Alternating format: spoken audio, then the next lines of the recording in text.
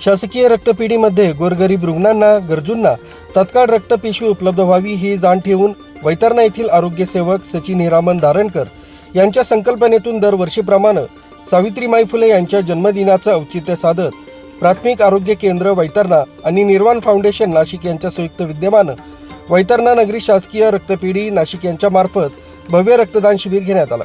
यावेळी जनतेकडून उत्स्फूर्त प्रतिसाद मिळाला आणि जास्तीत जास्त रक्त संकलन करण्यात आलं।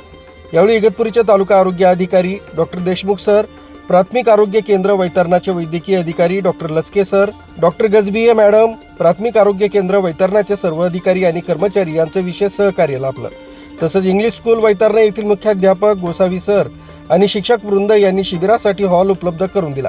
त्याबद्दल सर्व शाळा व्यवस्थापनाचे धन्यवाद मानले। निर्वाण फाउंडेशनचे अध्यक्ष निलेश आंबेडकर, संजय भारतीय यांनी सावित्रीमाई फुले यांच्या प्रतिमेचं पूजन करून पाहुण्यांचं स्वागत केलं। शिबिर यशस्वी होण्यासाठी संपत भोईर सर, अमोल ढेरिंगे सर, आरोग्य सेवक दिलीप आहेर, आरोग्य सेवक दुष्यंत मगर, सचिन भारतीय, राहुल बनसोडे यांनी परिश्रम घेतले। राजू देवळेकर, न्यूज 7 मराठी, इगतपुरी।